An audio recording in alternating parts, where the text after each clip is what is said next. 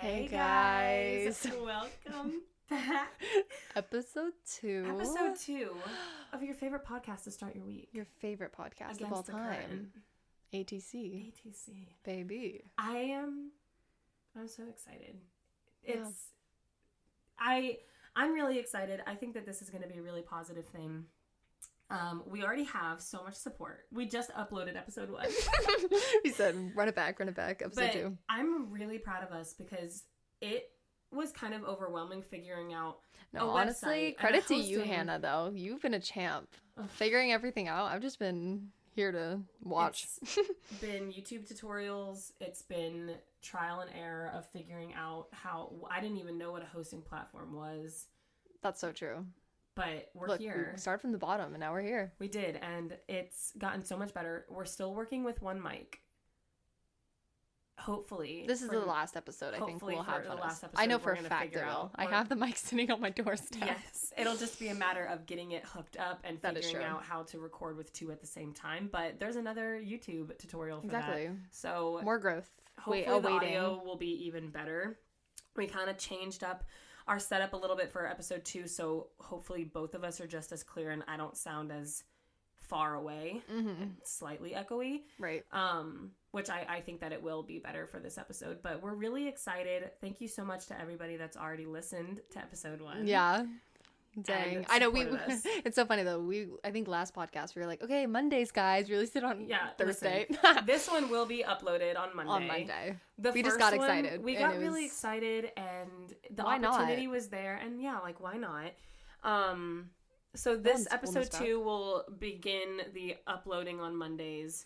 And then we will get down on our calendar so we're 8 times more likely to be recording the next 2 episodes. We're going to be trying to bundle record 2 at a time. Yeah. And hopefully if we can get together twice a month, we can already get to our weekly goal. And I honestly, this is so much fun. I don't think we're going to have a problem It's not like I'm going to be like, I have to. No, not at all. I'm like, oh my gosh, I get to hang out with Mia. It's exciting. We get to talk. Amazing. My favorite thing. I love it. So, for us. So this will be uploaded on Monday the 18th. Yeah. First episode's already out, so if you haven't listened. And first story post on our Instagram. This is another plug. Follow us on Instagram, guys. Hannah finally followed. Update from last episode. That's my bad.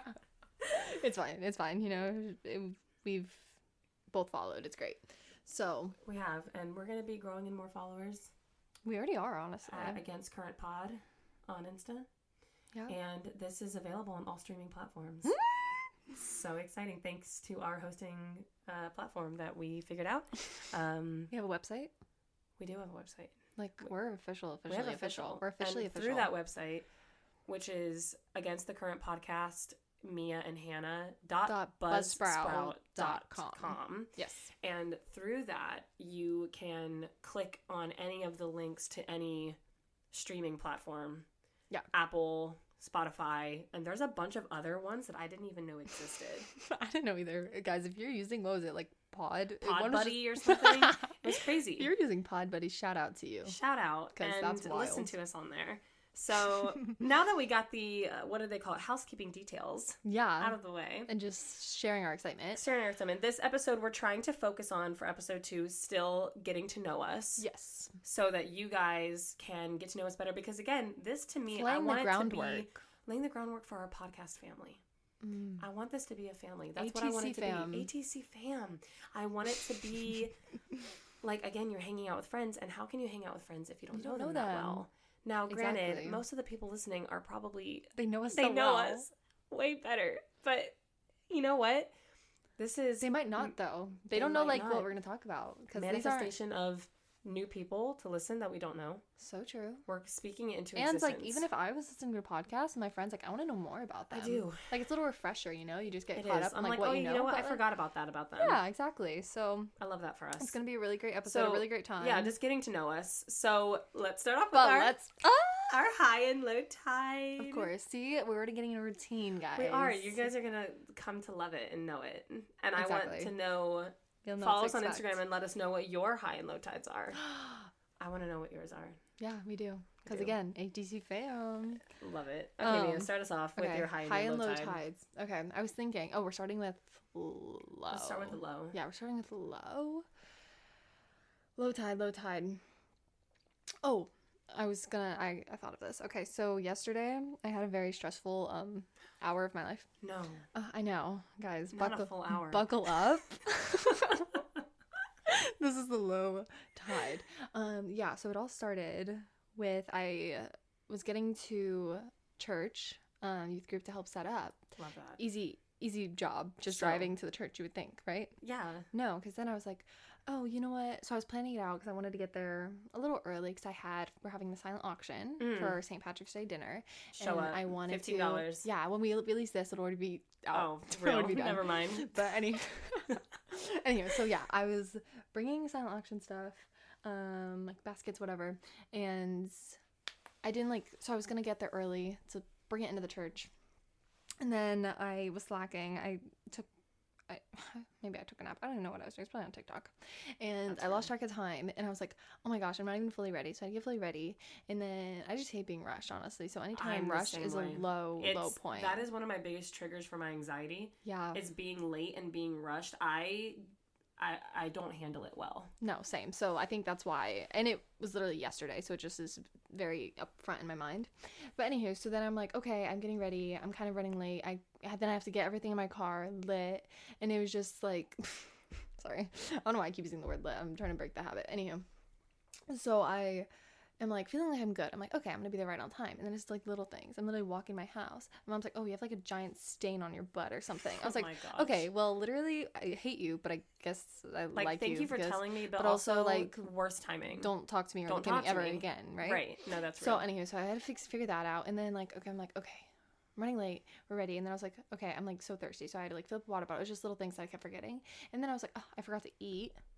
As one does. And then the hanger sets in. Yeah, exactly. And we already know. Exactly. So then I had to figure out what to eat, and it was just a little stressful. It was a lot of stress. And then when I'm actually okay, Mom listens to this. I'm exposing myself right now because I put everything in my car back seat, all the baskets and stuff, and she was like, you should put them on the floor. They're going to fall. I'm like, Mom, I'm a really safe driver. They're fine. Literally, I pulled out of my driveway and the one in the back immediately fell. Moms know best. I know, but I would never tell her that unless she listens to this. Anyhow, so yeah, she was right. She better. Which she will, of course. But anywho, so Mom, sorry. You were right. I was planning on taking this to my grave, but here we are on a podcast, just spilling all the beans. So yeah, anyway, it fell in my back seat. It was fine. It was just a little confetti. I put it back together, no biggie. But then I was trying to do that while driving. It was just a stressful hour. That's a lot. So that was a low. That was your low tide. But it was just for the week, you know. No, that's real. Again, not a bad week for that to be a low. No. Yeah. I'm trying to think of my low tide. Honestly, it's been a decent week. I will say part of my low tide has probably just been I'm on spring break, you know. That's what I'm saying. How low can you really get on spring break? That's what I'm saying. Yeah. It's been good. I guess my low tide, this is so funny. So last night I went out to dinner with my family at a restaurant called Mullet Fish Camp. Shout out. Food is so good. I'm about to heat up some of those chicken tenders from last night and eat them. Mullet Fish Camp? Mullet Fish Camp. Nice. So good. And everybody left, and me and my cousin were waiting, and we were waiting for Vlad, my husband, to come pick us up. Mm-hmm. Because he was getting off of shift, and then we wanted to go get ice cream downtown from the yard. They have these really crazy milkshakes and stuff like that.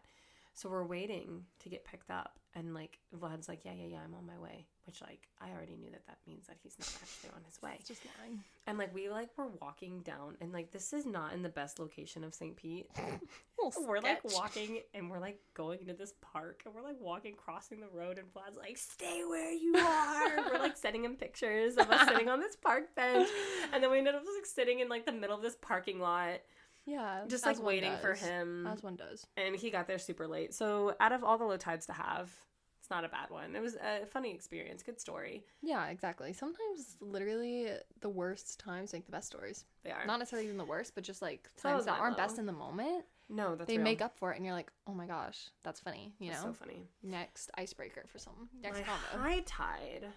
Yeah, that one I'm trying to think of too, because there are a lot of good things. I'll do a little therapy plug. I mean, granted, I have therapy every week on Tuesdays, right, and I absolutely love therapy. Which, honestly, I've been in therapy before, and none of them were as positive as experiences as this one was. Right. I have had the absolute best time through the therapy that I'm doing now. That's awesome. I absolutely love it. I had a really good session. Like, it's literally the highlight of my week versus before. Granted, I was younger, and I was also in, like, the thick of some really heavy stuff. So sometimes I feel like your mindset could be like, I don't want help. Right. Which I'm not in that mindset anymore. And literally now, like, I get so excited for my Tuesday therapy. Like, it's always my high tide of my week is going to therapy. That's so versus cool. Before, I used to dread going to therapy, and I was like, I don't want to do this. I feel that. It's also nice because this is it's actually not the first therapy that I've had remote, but it's the first long-term, like, consistent therapy I've had where it's remote, it's virtual. So it doesn't even take, that much time. I don't have to drive. Like, I can be in my own space, in my own home. Yeah. Which is really nice. So that would be my high tide. I had a really good therapy session. Nice. And shout out because everybody should use therapy. I go through a company called Grow, and they take most insurances, which is amazing because there's not a lot of therapists that do. So you can get connected to therapists that will accept insurance, and I don't have to pay anything out of pocket. That's awesome. And everybody, I think, would benefit from therapy. I want to help break down the stigma because it's not something that you have to go to. It's not a negative thing like, oh my gosh, she goes to therapy. It's like, no, like, she goes to therapy, and because we all have things that we need to work on. Yeah, it doesn't have to be a super severe. I think that's also something people think. Yeah, like, I don't have enough problems what are to you go to going therapy. through to go to therapy? I'm like, no, like, you learn communication skills in therapy. You learn the correct words to use for how you're feeling and how to communicate that. And most relationship issues start from lack of communication, miscommunication. So when you learn how to do that, you become a more mature individual yourself. Mm-hmm. So that's definitely my high tide. What's your high tide? That's awesome. Thank you. My my high tide, I was thinking, it was really cool on Sunday, actually.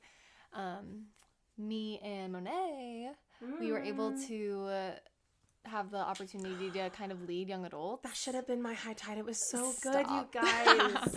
Her and Monet led young adults. It was so good. It was just really, really, it was just such a cool opportunity, to just kind of be able to kind of plan it. We did like a silly game, just talking and stuff. Then we were able to kind of share testimonies. Yeah. Which I learned more about both of you guys. Yeah. And we talked about that in the last podcast, that vulnerability. Yeah. And you guys were both so vulnerable, which is not an easy thing to do. And you did it so well. And I was having like a proud mom moment. Oh, thank you. You both did so good. Genuinely, like, and I remember being like so nervous for it. I think recently too, because I got fairly comfortable with like just public speaking in general in life. If it's like there wasn't like a million people there, but I was really comfortable with it for a while. And then like even recently when I've been having the opportunities to, whether it's just like a devotional or like even this testimony and stuff, like the night before on Sunday, I was having like horrible like nightmares all night. Like I literally like of the night, which is crazy. I was like, oh, this is gonna go horribly. So that's the enemy. No, I'm telling you right now, that is the enemy hardcore, trying to prevent you from sharing how God has been in your life. Yeah. And so that was just so crazy. But then again, it just kind of cool. Obviously, again, in the moment it sucks. But thinking back to like after the night finished, I just give that much more glory to God. That despite what the devil was trying to stop. Exactly. And even just like my flesh, like being nervous and having those anxieties and stuff, it's just like, okay, well, good thing I'm not relying on that instead. Yeah. Like I am able to rely on, the Lord and how he's able to kind of move through what me and Monet were saying. So that was just a really, that was just really, really awesome time. I love that. And I loved it. And honestly, I think that goes right into our mana segment. Right in. Yeah, so our mana for this week, again, just getting to know us this whole episode, we wanted to share kind of just a short baby testimony. Like the highlights. Like how did we kind of get to the point of faith we're at now? Yeah, and the people that we are at now. Yeah. For sure. I'll go first. make it, testimonies you can either take up a whole podcast talking about your testimony to give it. And there's so many different layers and aspects of it, of your life that God has worked in. So, but my short, sweet, to the point testimony. I grew up in the church, my entire life. I'm very grateful. Mm-hmm. Excuse me, my goodness. I'm very grateful to have had a family parents that put us in the church and had us go to Sunday school and paid a lot of money for me and Noah to go to a private school where Jesus was, again, the center of our education. The priority. Yeah. And so I started going to Suncoast, shout out, in 3rd grade. I started going to Suncoast, and I have been there ever since. Yeah. Every Easter, every Christmas. When I was old enough to go to youth group, I started going to youth group, and I really found a home there. Yeah. And honestly, my walk with God was good. I think I mentioned it in the last podcast. I had this reputation of being so spirit-filled and such a strong Christian, which was such a compliment, but it also comes with a lot of high expectations where you're so afraid of messing up. Yeah. Or you're so afraid of when standard, you sin, because it's I am going to sin because I'm human, and I'm so afraid of people using that to attack me. And I'll just say that they did in high school. They definitely did. I really started to struggle. I mean, middle school and high school was not fun. And I feel like if anybody listens to this that went to high school with me or went to middle school with me, they might have a totally different view of me, and that's fine. But I would not call myself a popular kid. I wouldn't. I had friends, which I'm grateful for. Mm-hmm. But I definitely got made fun of a little bit for how I looked, mostly in middle school. I was very, very thin. I was one of the last girls to hit puberty, and I got made fun of for those things. I got compared to my friends that were more developed at the time. And, that's hormones are raging. Everyone is talking about it. And, true. I honestly still looked like a little boy. And I had absolutely no curves at all or anything like that. And then when I got to high school and I grew up a little bit and whatever, I didn't really get made fun of for the way that it looked anymore. Then I started getting made fun of for my faith because I was always been outspoken about it. That was who I was known for. Yeah. And it started to be used and spoken of as a negative thing, which I wasn't really used to, but I went to public high school. I went to private school up until 8th grade. And when I went to private high school, I got made fun of pretty harshly. I could go into all of that. I'm not going to get into everything that happened, but one of the bigger things that happened was I literally was getting anonymous texts of people who were watching me and listed every wrong thing that they had ever seen me do and were using it to harass me. I bet God wouldn't approve of that. Oh, you call yourself a Christian? I just saw you do this the other day. Oh, it was so, at that time, you're so young, it was so traumatizing at that time.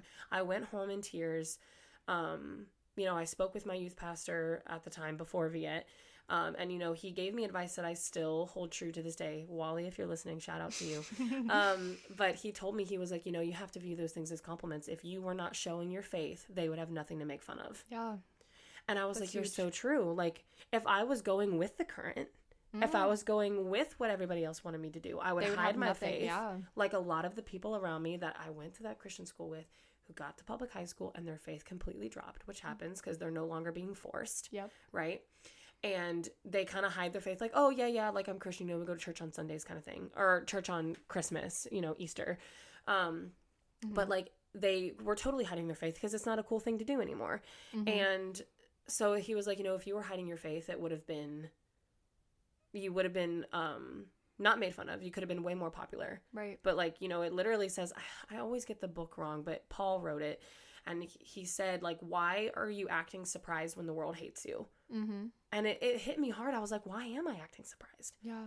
This is what, believers go through, unfortunately. Yeah. Some way worse than we'll ever go through, than light bullying,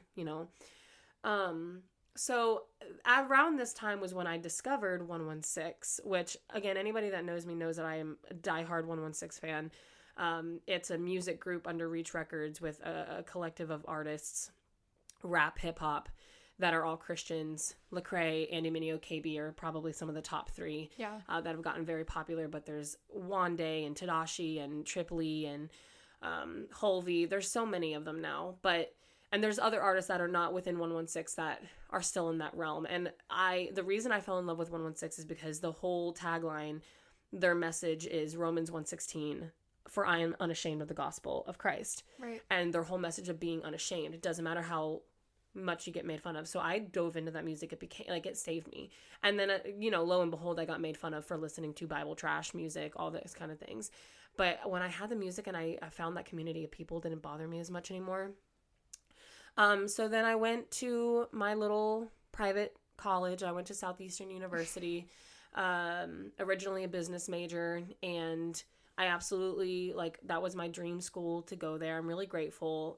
The school has a lot of issues. Every school does, but I met my best friend, Maddie. I made some of my closest friends, that were my roommates and became some of my closest friends, so I'm really, really grateful for the people that I knew through Southeastern. But when I started going there, it was my sophomore year is when I started to develop with my eating disorder, which I spoke about. So I'm not, that could be a whole episode too, which maybe it will be one day. Yeah. But I started really struggling with that, and my faith, like I had mentioned before, had faltered, and I started to, I never went through a rebellious phase. I still went to church. I still prayed to God, all those things, but it was very surface level. I was afraid to really dive in deep. I was afraid to really tell God how I was feeling and what I was going through, because I was so ashamed of what I was going through. And I was very sick, mentally and physically. I was very sick. And then I found CrossFit, which it's funny because, people will be like, why do you talk about CrossFit so much? And I'm like, it is a part of my testimony, because I truly think it was a God thing that I found one of the few, if not the only, platform for fitness that encourages women to be strong and not be as tiny as possible and not to just do hours of endless cardio and starve yourself so you can look a certain way. It encourages women to eat, to fuel your body properly, to lift strong, and to be strong. And I found that if I would have found bodybuilding, I would have been so much worse. Yeah. Because that is glorified eating disorders, and that could be a podcast episode. But if I would have dove into any other fitness realm, it could have turned severely unhealthy, as it does for many men and women that struggle with eating disorders. But I didn't. I found the one area that encourages women to be big and strong and healthy. Praise God. Yeah. Praise awesome. God. So I started that, and it still took a long time. Again, I'm still in the recovery process. Eating disorders are not a light thing to tackle. Yeah. It's very difficult, but I am going through it now. I'm so much better off than I was. I got my body physically to a point where I'm healthy. I'm much healthier mentally now than I ever was before, and starting to appreciate God's creation. Yeah. And the biggest thing that changed in my testimony was just bringing those things to light. And I feel like Suncoast has been talking about that a lot, where when things are in the darkness, they fester. It's like bacteria. You need to bring it to the light. You need to kill it. Yeah. Because when you bring it to the light, the enemy loses power. The enemy loses power. It's There's true. no more shame. Shame is such a powerful tool to keep you stuck and to keep you stagnant. And if you hide your sin, if you try to act like it doesn't exist, if you refuse to talk about it, to talk to people, to get help in whatever way, fashion that looks like, it will get worse, and it will it'll eat you from the inside out, truly. So I am now here. Me and God have grown, and I am excited to continue to grow with him and continuing to do ministry. And I honestly feel like I don't believe that God gave me an eating disorder to overcome it, but I believe that God will use it. Yeah. And I believe that that's going to be a big part of type of ministry that I want to do, of working with girls specifically, and trying to help those that struggle with what I do and have before. So that's kind of as short as I can make it. Right. No, I love that too, because it's true. Like, testimonies are so important. I feel like people can kind of underestimate the power of it, but it's 100%. Even if necessarily someone doesn't connect to your specific story, it's just the idea that they're sharing. Exactly. Or just like in Christians in general, like, they weren't immediately saved and perfect, it just shows that it's an ongoing journey and kind of struggle. I think when it comes to my testimony, I also grew up in the church, and I love what you're saying, like the whole surface level. And I think that can also be a very common thing with people that are lukewarm. Exactly. Or just in the church, when they have that concept of like growing up in the church, as much of a blessing as that is, it can, that you have access to kind of, I think you become stagnant in routine. Right. Where you're so used to going to church every Sunday, and it becomes something that you check off the checklist instead of diving deep into that relationship with God. You rely on that to be your sole faith, whether it's church or like a certain pastor, like that's, you're building your faith not based off of like your actual surrender to the Lord, but just based off of like culture and the church and whatnot. So just putting that out there, I wouldn't say, so I guess that would kind of say it happened to me. So I was in the church since I can remember, and I guess surface level would be the word. I did kind of pray outside of church. I wouldn't say like what I was saying where it was my sole source of just kind of the Christianity, but it was just like a part of my life, you know, like it just came, almost, you come numb to it. You're just kind of there. You're just kind of, you show up, you dip, you're a Christian, you know, all that fun stuff. So I kind of just grew up in that way. I also kind of behind the scenes of just going to church, not necessarily in the spiritual aspect, but I struggled a lot mentally. That is a very, very big part of my I think we were both similar testimony. In that way, where everything from the outside looks like perfect. Yeah, no one would be question. Like, oh, they are struggling with what we were. And so a lot of the time, though, I did kind of take that as like I took what I think people should perceive as like law. Like I'm like, oh, why am I struggling with this? Because I shouldn't be. No, literally. You do. Like I was taking like the idea of like, oh, my life is fine. Why am I so caught up in this? Why am I not fine? Exactly. Like I have no reason not to be. And to kind of repeat my, kind of what I said on Sunday when I was telling the testimony is that I didn't have a reason to have those problems, but not because of people's perceptions or because I had the so-called like perfect life, but it was because of the freedom that is actually in Jesus. Amen. That fact that, you know, he wants more for people than just that routine, than to just call yourself a Christian and that be it. Like he just has so much more for you. And I think he wants a relationship. Yeah. And I think people just settle, honestly. They do. It doesn't seem like that in the moment. It seems like, oh, you have to like give up more, but it's the fact that you're giving up more for more. Right. Like you go beyond, just getting that salvation, like, oh, I can actually go to heaven, but like you can start living like abundantly now. 100%. Like you don't have to settle for just eternity with him. Like it's so cool. That's why Jesus came. Which is is so that we can have a relationship that, like, now. Not settling just for eternity, as if that's not. Oh, of course. The biggest thing ever, but it's literally like God's like, I'm not here to be on your checklist. Like, I'm here to have a relationship with you. It's so true. And so many of the things that we struggle with, like God's like, give it to me. Yeah. And the fact, so I think just my story was I didn't realize that he wanted it. Like I didn't realize that it was something that why me? Exactly. It was just very much, it's like it felt like I was a burden to, whether it was just the world or especially to God, because like growing up in church, you learn like he is God, like he's the almighty, he's the Lord of Lords, created the earth. You're like, why the heck would he want me? Especially if I don't have a reason to have these problems. He's probably like, girl, what are you doing? Like you kind of said last episode, you feel like you're almost disappointing like a father. You're like, I'm so sorry, I'm dealing with this, I don't want to. Right. So that's the point I was in, where it's like, I don't want this, but I have no choice. And so God's like, why are you still carrying it though? I'll take it. Exactly. So I will take it. That is what the cross was for. Right. So yeah, just like that overall, my testimony is very much just living as, oh, I have these problems, I have these mental issues, I shouldn't, but I do. So this is who I am now. This is it becomes an identity. It really does. So I just kind of accepted that, and I would find like little tips and tricks to kind of just function through life, just so that I wouldn't constantly be in a stage of panic. So I found tips and tricks. I also went to therapy when I was younger, because it was obviously an area of concern, and so I thought it would just be a constant battle, and obviously it doesn't go away, and it definitely is something like even Jesus said, it's like it's biblical to take up your cross daily. Like it's biblical to keep surrendering things and kind of what your flesh is prone to.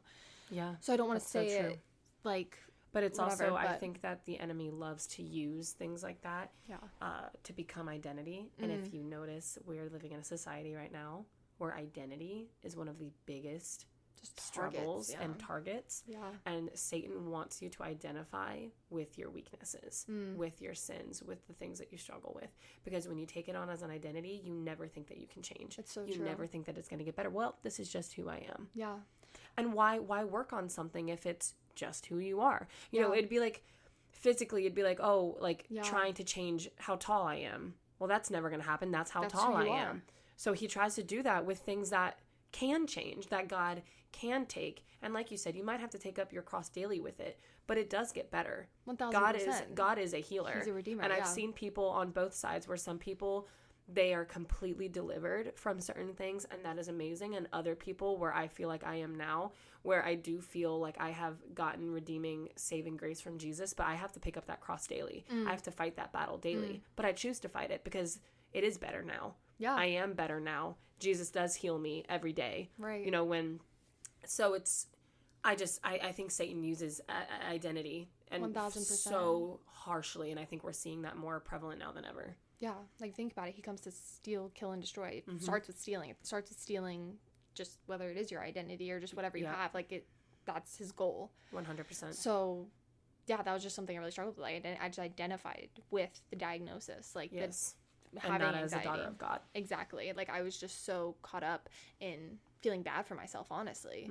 I felt bad that I had to live that way and that was my life. As much as I was you become hopeless. That's honestly, like, when you think of like the redeeming power of Jesus, and especially how he's worked in my life, is just genuinely turning hopelessness to hope. Yeah. Because I was in the darkest moments and I just kind of accepted that, like, oh, this is my life. And then that's when, obviously, I think a big part of my testimony too is I didn't necessarily have one immediate, like, radical, exactly, Saul and to I Paul. think that is a very common misconstrued thing too. Yeah, is that, like, your story isn't exciting? The enemies use that for me too. Like, your story's not that exciting because you didn't. Wants to hear it. Yeah, you didn't have one altar call and get immediately better, and then you're fine now, and that.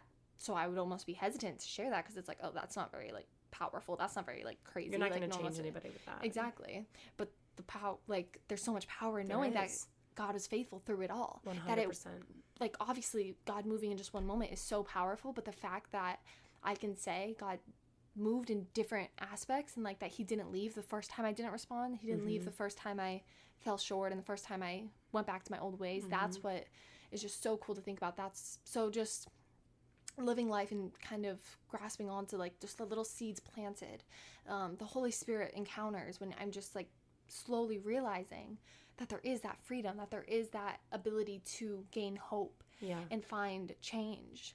And then it was just kind of that foundation that was built that, oh, I'm not doing this out of my own strength anymore. I'm not just anxious.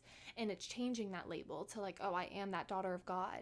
So now, like, you just have that confidence. Like, because again, I didn't get rid of all my anxiety. Right. But when there were moments that I normally would have had a complete panic attack over, it's just, and I may still have done it, but it's the fact that I am able to do it because I'm not finding validation in, I guess, like, what others are or what I'm thinking of myself, you know, like that fleeting satisfaction. And there's power in speech in the way that you word things, right? So you're like, I am a daughter of God who struggles with anxiety, not I am anxiety, I am anxiousness, I have this. For me, it's like, I am not anorexic, I am a daughter of God who struggles with an eating disorder. Like, to change even the language of what you speak. There's power in life and death in the tongue. 100%, because it's like, no, like, this is not who I am. This is something I struggle with. Exactly. But it's not who I am. So it's just finding that kind of distinguishing factor, and when you have that main title as, like, oh, you are, God chose you, like, you are the daughter of God, then it just makes, like, it just changed your mindset. So, like, even in times, like, where I would necessarily, like, I remember a specific moment, I was literally, like, at a nail place, and I wanted to ask her a question. I was, like, having a literal panic attack, because it was just, like, a social, I don't know what it was, but it was just, like, one of those days where it was harder. And the next time, obviously, I was like, oh, this is kind of embarrassing, I don't want to do this again. But then it's just that reminder, like, oh, say if I, like, completely screw up again and I have, like, a panic attack, it's not based off of, like, oh, I can't believe I did that again, like, I did this and this. It's like, okay, well, there are those new mercies every morning. Like, okay, well, I am still that daughter of God. So, okay, there is anxiety, whatever. Like, that might be a certain struggle that is in life. But it's the fact that I have the ability to surrender it to God and I'm not taking it on myself. 100%.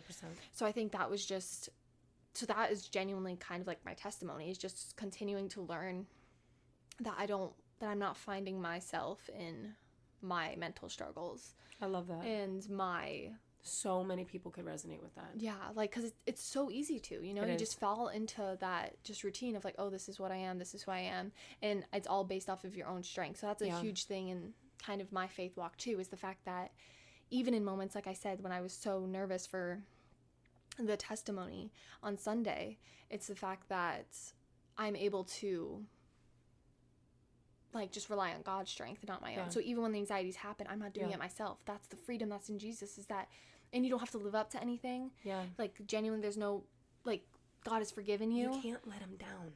That's what I'm saying. There's just, like, I don't think people really grasp, like, I could talk about it for every podcast episode ever, but people don't grasp, like, you are not, like, you're made clean. You're not bound anymore. Right. Like, you're so free, and that's my story, is that I've genuinely just been freed. To break every chain. Like, it's just, it's so cool to talk about. And it is. And when you grasp that, it's something that you want to talk about constantly. Yeah.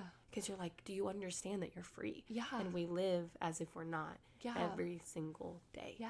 Like, every single day. That's so powerful. And you know what? I think that the enemy tries to make people, like, that have stories like you, make you think that it's not special. No one, like, it's not that powerful. It's not that crazy. No one's going to want to hear it, because of how powerful it truly is. Because majority of people don't have radical Saul to Paul stories. Yeah. For the people that do, hallelujah. Honestly, yeah. But to the masses, you can't relate to that. Yeah. Of course Satan is going to try to attack the relatable, because that's going to be able to affect and touch more people. That's going to create those connections and that. Yeah, and there are people like, oh, well, bonds.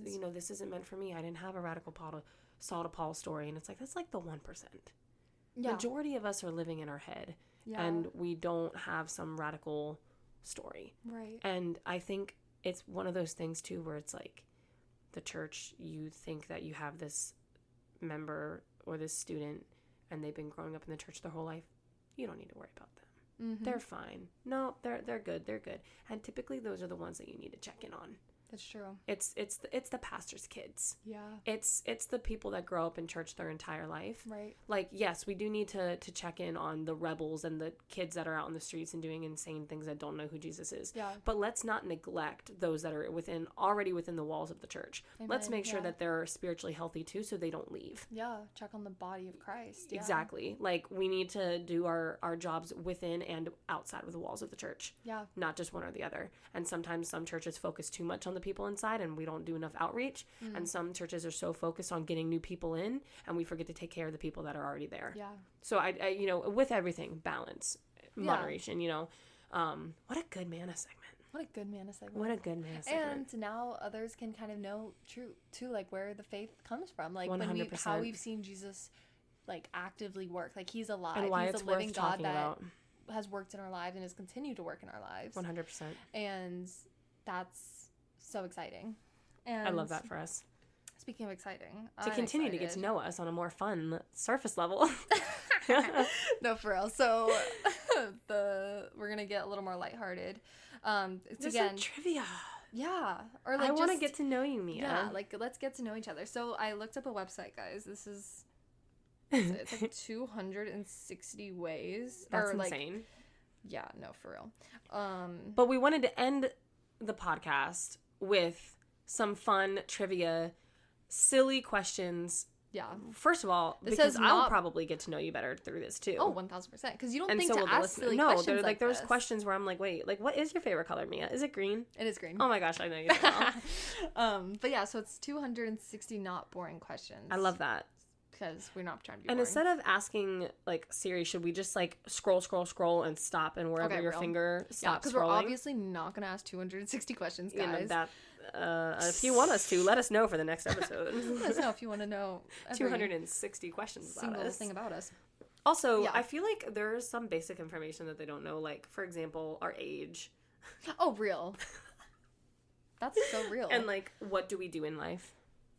Also real. Okay, you know what I'm realizing? I think that the microphone loves the right side more. That's why even though you're farther away, it does not. This is me on the left side, and I sound echoey. And then I come onto the right side, and I am crystal clear. She's just a little. She's an unbalanced girly. She has preferences. So sorry to all the listeners that I've sounded extremely echoey. I'm just going to be talking into the right side of the mic. Yeah.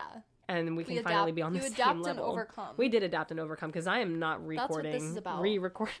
No, that's what this is about. It's fine, guys. Just turn up your volume. Listen, it's only episode 2. Every episode is going to get better. Amen. I love that. Okay. We're going to get started. 100%. So don't look and tell me when to say... I say lit a lot. That's why I crinched on myself earlier. So this is just who we are, guys. Learn that about ourselves. Oh, let's actually introduce our ages and stuff. Oh, like you were saying, right. First. Okay, so I'm Hannah. I am 24, but this podcast goes out on the 18th, and on the 25th... Or I'm sorry, on the 26th, I'll be 25. I'm turning a quarter of the year century. That's crazy. I definitely didn't say that right. I'm turning a quarter of a century year old. That's what I meant. It made sense in my mind, so... I hope you guys understand what I'm trying to say. Yeah, I'm turning 25. I got you. Turning 25. 25. And I am a teacher. Yes. I am a second grade teacher as of right now. Yeah. So yeah, my name's Mia. I'm 18. I'm turning 19 in May. So, mark your calendars, guys. May 6th. Is your birthday May 6th? Yeah. That is my best friend and my dad's birthday. I have a lot of May 6th friends. That's insane. That's actually I've never crazy. met anyone with another May 6th birthday. I have 2 other people in my life that have that birthday. That's bonkers. That is actually crazy. Wow. So yeah, May 6th, and I am currently a full-time student at Love that for you. St. Petersburg College. What are you studying? I'm getting communications. Love that for you. See, I'm communicating. I'm already using it right now with this podcast. That's so true. Yeah, but I graduate with my associate's degree in spring. So wow, in May. She's an educated girly. I try. So, but anywho, I don't know what I'm doing after that, so that's gonna be fun. You know what? God will guide your steps. So true. I'm ready for some trivia. Yeah, let's do it. Okay, so you're gonna tell me when to stop. Okay, and stop. Okay, what's your favorite family tradition? Ooh, okay, it's definitely going to be around Christmas, as I absolutely love Christmas. Classic. I think, honestly, my favorite family tradition has just to be how we set up our Christmas mornings. I love the way we do Christmas morning. I want to do the exact same way. Yeah. When I have kids, so me and my brother, we would wake up obviously super early, of course, super excited for Santa, and we got to a point where we still had mini Christmas trees in our room, and Santa would leave out one Christmas gift underneath our mini tree that we could open without our parents there watching. It was basically it's an appetizer to hold you over. A little so we would do that, and we would open it together, and we get really excited. And then after that, once the family wakes up, we would open up our stockings first, of course, and then we would have breakfast, and we would have bagels, we would have scrambled eggs with cheese and pepperoni, and a scrapple, which is kind of like ground up sausage meat in a way. I don't know, it's really good, and with fresh orange juice. That was always our breakfast for Christmas. And then once we're all done eating breakfast, we do gifts, the big gifts underneath the tree. And I don't know what it is, just that I absolutely love it. That is one of my favorite things. What about you? Do you think you're gonna do that with your kids? I do. You're gonna 100%. I want to do the same breakfast. Yeah. And instead of maybe orange juice, tangerine juice. Oh. It's so good. Dang, I don't think I've ever had tangerine juice. Are you gonna answer the same question, or are we gonna do different? I don't know. What do you want to do? Do you want to answer the same one? Yeah. Okay. So my favorite family tradition would have to be another holiday, but birthdays are a really big thing. Love birthdays. Not necessarily what we do every year. We do something different, whatever that person chooses. But it's the concept of the birthday mornings. We always decorate the house, so there's little streamers or little happy birthday banners, balloons, whatever it is, and then we usually get at least or something they like. So I always get these donuts from this bakery that is it's actually kind of crazy because they only they make a certain amount of donuts and then they sell them, and then once they're out, but they sell out by 7 a.m. Wow. And then they're just done. That's fresh. So yeah, but that's the real deal. Sacrifice to have to wake up that early, go get them. That's so and true. They're always there for me on my birthday. Which is such a gift. It's a sacrificial gift because you know the work that they put in to do that. Yes. gifts. Oh, obviously. I love that. What a fun tradition. Yeah, so that's really cool. Okay. Next one. All right, tell me when to stop. And stop. Okay, what do you remember most about your first job? So my first official job, I was a host for 400 Beach Seafood, what a restaurant and tap house. It's downtown. I was a hostess. What I remember most was the pain, because I was like 16. Yeah. I was like, like fresh in high school. Yeah. And I remember the pain the most because I had really bad knees in high school. I was a competitive swimmer, and I had a point where like my knees blew up, and like just blew up is crazy. Physically exploded. My knee, like I just had like a blowout. I don't know like how else to explain it, where like all of a sudden like my knee just didn't work, and I just had really bad knee pain. Like I was that girl on campus wearing like that brace, the knee brace. Over that the was jeans? That over the jeans. That was me, That's but funny. it was legit. Okay, I wasn't faking it for attention. So I had this knee pain, and I'm 16. I'm a minor, and I remember asking. I was like, "Can I have a stool to sit on?" And they said no. And I was working. Excuse me. I was working like long hour shifts, and you have to stand, and I'm wearing these little ballet slipper shoes with no support. I was in so much pain by the end of my shifts. I felt like such a baby, because like everyone was like, "You're 16, you're so young, why are you complaining?" And I'm like, "You want these knees? Take them. I don't want them." So that is what I remember. I remember the pain. That's crazy. How long did you work there? A couple years. Hey. Like I think like 2 years or something like that. That's good. Because then once I turned 18, my goal was I wanted to be a server, because you can make more money. Right. But I didn't want to be a server there.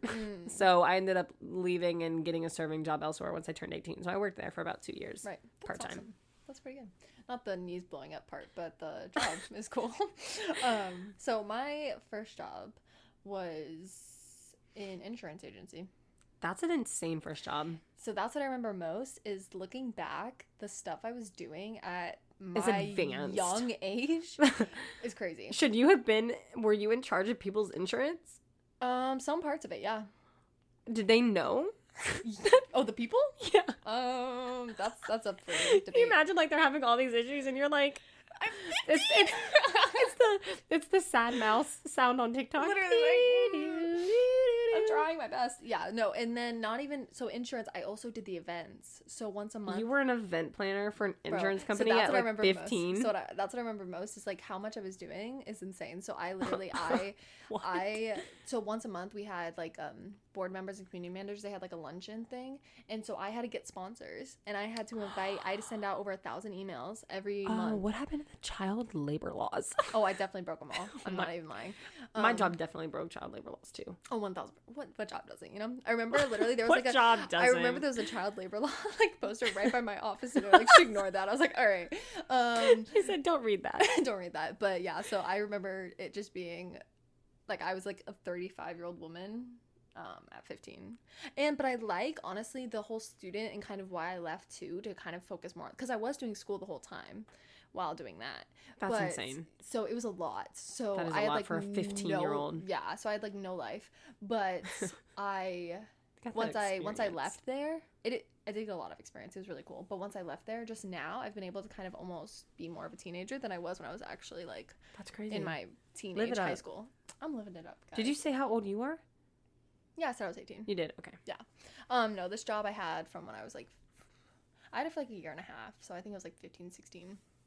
Maybe 16, 17. You were running the whole firm. I think I was 16, 17. Oh yeah, so that was the job. All right, next question. And stop. How do you enjoy spending your alone time? Ooh, I love my alone time. I need my alone time. I'm a very much alone time person. Need my That's alone how I time. recharge. I think we're both introverts, though. We are. So we both have to recharge with alone time. And it's funny because, I've talked to my best friend about this, where we talk about how there are people that I can spend my time with that it doesn't drain my energy. Yeah. Like there are for sure. That's a very specific There are for type sure of person. people that do not drain my energy, and I can recharge when I'm hanging out with them. And it just needs to be like a chill hang out at my house kind of thing. Yeah. So on like town. there are times when I'm alone because I do have a lot of alone time because my husband is a firefighter. So, and he works a lot and he works a lot of overtime. He works hard to provide for me and our family. So grateful for him. So I am alone a lot, and there are times where like me and my best friend Maddie like we'll FaceTime, but like we don't really talk. It's just like there's someone there keeping you company. That's cool. But other than that, I enjoy my reading. Like I said, still reading Spanish Love Deception because we filmed both of these episodes in the same day. You haven't finished the book yet? I haven't finished the book in between filming podcasts. So I guess I shouldn't say filming. I guess I should say recording. We're not filming yet. I say filming too. But so I love to read, and then I guess going to the gym doesn't really count because it's not my alone time. So I guess that's another way you unwind. That's another way that I definitely like. I feel physically the difference. Like I can have the worst day ever, and I'm like, I don't want to go to the gym. I don't want to work out right now. But then the moment that I'm done working out and that discipline kicked in and I go anyway, I'm like, oh man, am I so grateful that I went and worked out. It's worth it. There is like such a thing of physically relieving stress. Getting the stress out of your body because stress has so many physical for sure. What is the word? Consequences, symptoms, I guess effects, I should say. Yeah. So yeah, I would say like reading, talking to those that are close to me, like me and my cousin, like we hang out. She's more like a sister to me, and we like we'll watch Love Is Blind or hang out. That's awesome. Yeah. What about you? So for my alone time, the first thing that comes to mind is definitely I'm a sitcom girl. I love a good sitcom. I just finished. Did you watch Superstore? I just finished that. So I love sitcoms, but I don't watch anything new. Oh, okay. Have we had that conversation? I don't know if we have. I only like watch like the same like 5 shows. That's real. What are your favorite top 5? Oh, top extra trivia on top of the 5. trivia. That's not trivia. That's just a question. New Girl. New Girl is New Girl's in my top 5. Yeah. Friends is a classic. I watch Friends Love a lot. Friends. Friends I like. Office. Classic. Oh my! Office is my number 1. Yeah, classic. I don't know if I'm ranking these. I'm just throwing them out. Yeah. I really like Superstore. I don't even know what that is. Yeah, it's like a random one. I've watched on like Peacock. I don't know why I love that one so much. Okay. So I've watched one that I've been watching recently, Abbott Elementary. Oh my gosh, I've heard about this, and I want to watch it. You're literally I'm a teacher, and I've heard that for teachers it's so funny. I honestly, I'm not even a teacher, and I find it funny. I need to watch that one, Abbott Elementary. That one I just started. I wanted to rewatch it because they came up with new episodes. Okay, so I literally started doing that yesterday. Again, at my alone time. So sitcoms. I need to do that. Is super big for me. I also love Parks and Rec. Yes, I love Parks and Rec. Another one. Parks and Rec is an amazing one. Yes. Dang. I also have you seen Jane the Virgin? No. You need to watch that one. Yeah. We need to watch that one. Well, we're starting after because I had Mia watch Twilight, and now I'm having her watch Avatar: The Last Airbender, the best show of all time. Jane the Virgin to the list. My favorite show of all time. Favorite cartoon of all time. Jane the Virgin, yeah. And then I do like some of the adult cartoon shows like Family Guy. I do love Family Guy. And I'm starting to love Bob's Burgers. I guess I shouldn't say love. I'm starting to like Bob's Burgers. I like Bob's Burgers. You love Burgers? Yeah. I like Bob's Burgers. It's I don't know if and I've done this before. I did this actually with The Office where the style of which they filmed The Office, it like threw me off at first, and I was like, I don't like this documentary you almost style. Have to get in the... Yeah, I was like, I don't know if I like this. So I read it off for a while. But then obviously once I watched it, I was like, oh my gosh, like I love this. It became my whole personality. I love this. Same thing with Bob's Burgers. This style of animation threw me off. Yeah. But then now that I watch, I'm like, it's actually really funny. You have to kind of get in the I got to get in the groove. Yeah. Which is understandable. So sitcoms is a huge one. I'm a big nap person. Railed off. I'm so sorry. No, you're good. I'm a big nap person. I don't know if it's like a long time, but I'm a That is a long time. I mean, yeah, I'm sleeping by recharging, myself. literally. Exactly. Not to get spiritual again, but devotional time. That's a good, really, really. That's a very good recharging moment. My main way that if I'm like in a funk, like I need time with the Lord. That's real. Yeah. That is it. I think we have time for... We have time. A couple more? The audience wants the trivia. They want to know. We asked no one, and we got no feedback. Everyone want to know. Everyone's listening like, I don't want this. And we're like, they want it. They want it. Don't lie to yourself, You know guys. you want the trivia. That's funny. Okay. Ready? Yeah. Stop. This is not trivia. Also, isn't trivia like I think it'd be me asking you like, "Hey, Hannah, what's my favorite color?" Yeah, that would be trivia. This is just get to know you questions. So I should probably not say trivia. Questions. Non-boring. Yes. Okay. Okay. And stop. Okay. What's your favorite season and why? Like spring, summer, winter, fall? Yes. So imagine it's like, what's your favorite season of a show ever? That's what I thought. Okay.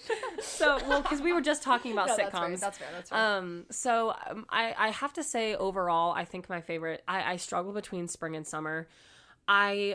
Summer more for like the weather because I love the heat. That's crazy to me. I'm a like heat girl. In Florida. In summer Florida, being your favorite I do. Insane. I do. Crazy. I also I love the ocean and the beach and especially as a teacher, just that's my time off. True. You know what I mean? It won't be for much longer, but I do love the summer for those reasons. Right. But I really love the spring because so honestly, if springtime didn't mean seasonal allergies, spring would be my number one. That's the biggest con, and it's hard because I do suffer pretty badly with seasonal allergies, and this season has been hitting me hard, but because spring has the heat, but it's got the cool breeze to cool you down, and I love it. You can go to the beach, but like when the sun goes down, you're gonna need a sweater, you know. And I also love what spring represents: new growth, new birth, flowers blooming, butterflies. Like I love spring colors, so I guess I should say spring is my number one. You're a spring baby. I am a spring baby. Same. Yeah. So I do feel like I should say spring is my number one. It just gets a big hit of points taken off with the allergies. That's great. And summer has the heat and the activities that I love, but it doesn't have the allergies with it. So I struggle, but both. That's so true. But I guess spring I would have to list as number one. What about you? So funny. I would say like the two other ones, like fall and winter. Like I love a good Florida cold. Like, I love Florida colds. Like, getting to wear the sweaters. And I think also the holidays help. The holidays is... So, I think I kind of, like, subconsciously, like, I just associate those seasons, not even, like, weather-wise, but, like, that's when, like, the Christmas. That's Christmas. No, that's like, real. The Halloween, like, the fall festivals. Like, I love a good pumpkin patch. I love a good pumpkin patch. I do. That's my whole thing, though, because I love what those seasons bring. Yeah. Like, I love the food and the Christmas cookies and the traditions. Yeah. And stuffing, which is my favorite thing. And like Black Friday shopping, like all those things that I love so much. And I do love like hoodies and sweatpants and sweaters and fuzzy socks, but I hate the cold.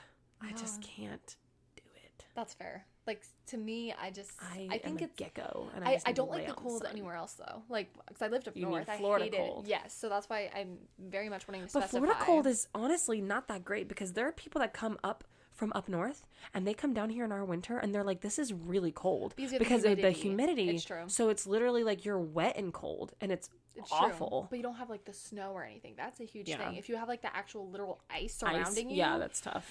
That's not. So Florida cold is what I'm a fan of. So all right. Fall I would say number one, but then winter. I probably said we have time for like two more questions. Two more questions. Yeah. Let's do it. And stop.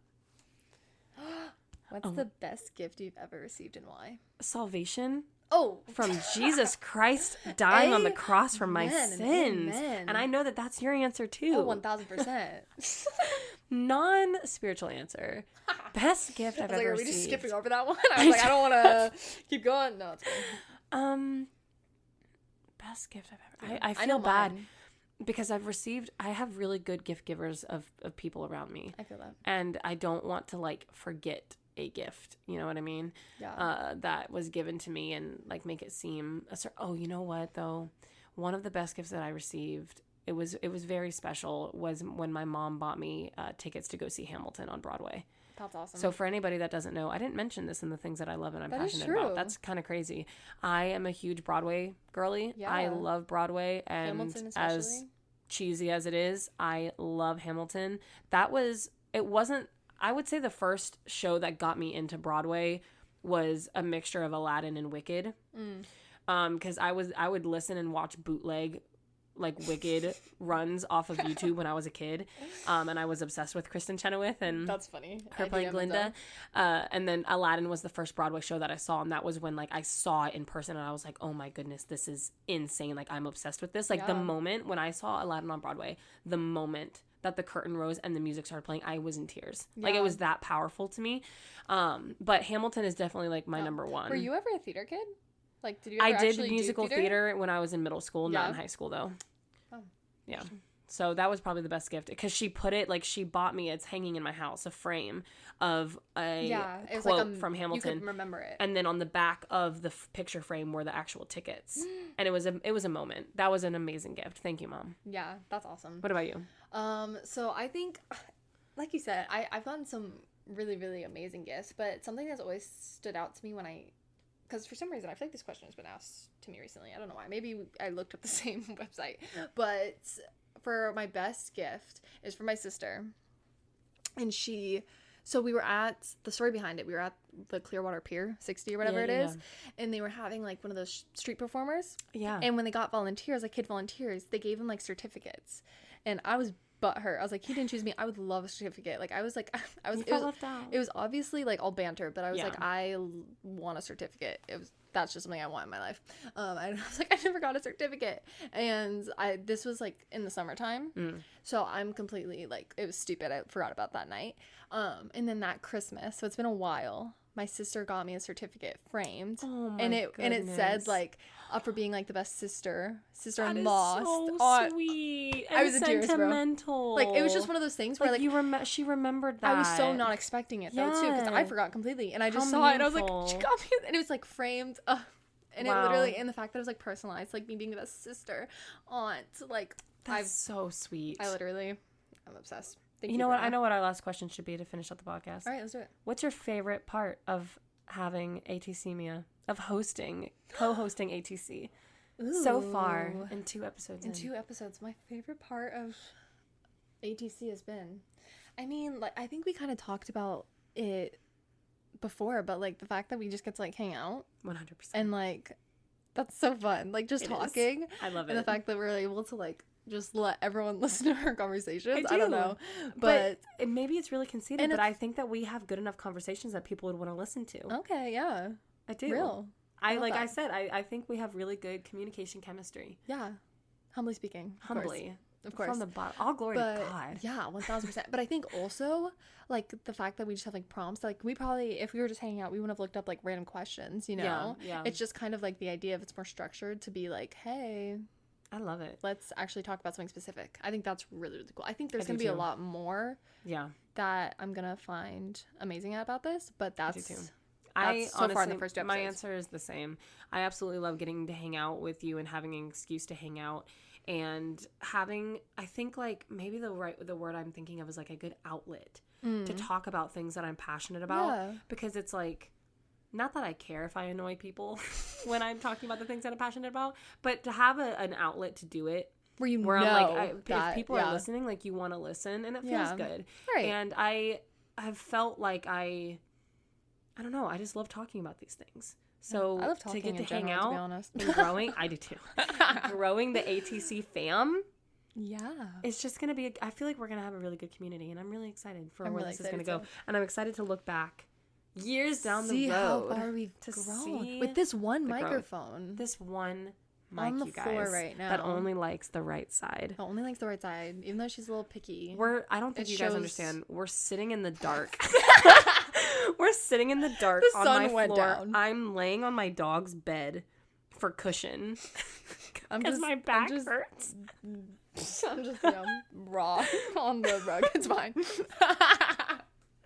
Anywho, no, but again, the growth is gonna be crazy. These are the moments. These are the core memories. Let's just like savor this right now. We're gonna sit and savor. Yeah. In this moment of the beginning of ATC, and that's a wrap on our second episode. That's a wrap. Thank you guys so much for listening. Follow us on Instagram at Against Current Pod. Listen on all streaming platforms, Spotify, Apple, wherever. Yeah. I think one of the ones that we don't stream on that we need to is Amazon. Amazon's another big one. So we're going to get linked up on Amazon and start doing that as well. But thank you guys so much for listening. Even though I have beef with Amazon, but I guess you do have beef with Amazon. But I guess we'll figure it out. It's fine. It did get delivered. Just not when I wanted to. But it's fine. It's fine. We're grateful for Amazon. Yeah, no, actually they're the best. I agree. All right. Thank you guys so much. Talk to y'all later. Bye. TTYL.